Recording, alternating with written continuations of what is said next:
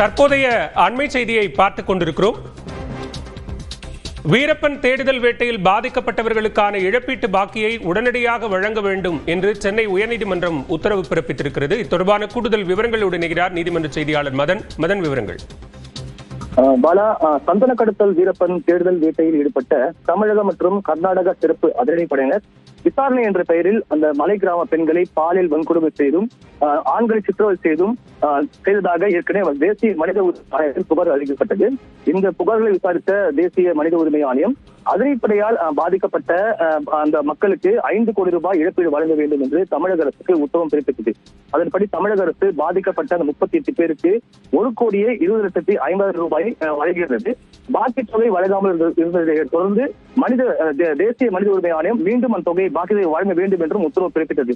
ஆனால் இந்த உத்தரவை எதிர்த்து தமிழக தரப்பில் சென்னை உயர்நீதிமன்றத்தில் ஒரு வழக்கு தாக்கல் செய்யப்பட்டது. அந்த வழக்கு தான் தற்போது தலைமை நீதிபதி அமர்வில் விசாரணைக்கு வந்தது. தமிழக அரசை பொறுத்தவரைக்கும் 2வது தவணையாக தற்போது 1,20,50,000 ரூபாய் விடுவிக்கப்பட்டதாக தெரிவிக்கப்பட்டது. அதே போல பாதிக்கப்பட்ட அந்த மக்கள் வசதி பகுதியில் அடிப்படை வசதிகள் உள்ளிட்ட உள்கட்டமைப்பு வசதிகள் 8 கோடி ரூபாய் செலவில் ஏற்படுத்தப்பட்டதாகவும் தெரிவிக்கப்பட்டது. ஆனால் இதை ஏற்க மறுத்த நீதிபதிகள் இழப்பீட்டுத் தொகை வழங்கினாலும் கூட உள்கட்டமைப்பு மற்றும் அடிப்படை வசதி ஏற்படுத்த வேண்டியது தமிழக அரசின் கடமை என்று சுட்டிக்காட்டினார்கள். அதே போல பாக்கி இழப்பீட்டுத் தொகையை வழங்க வேண்டும் என்று உத்தரவு பிறப்பித்து ஓராண்டு காலம் ஆகி கூட இந்த நீதிமன்ற உத்தரவை அமல்படுத்தாது நீதிமன்ற அவமதிப்பு செயல் என்றும் இன்று கண்டனம் தெரிவித்தார்கள். அதே போல பாக்கிய தொகையை விரைவாக விடுவிக்க வேண்டும் என்று தற்போது சேலம் மற்றும் ஈரோடு மாவட்ட ஆட்சியருக்கும் தற்போது உத்தரவு பிறப்பிக்கப்பட்டுள்ளது.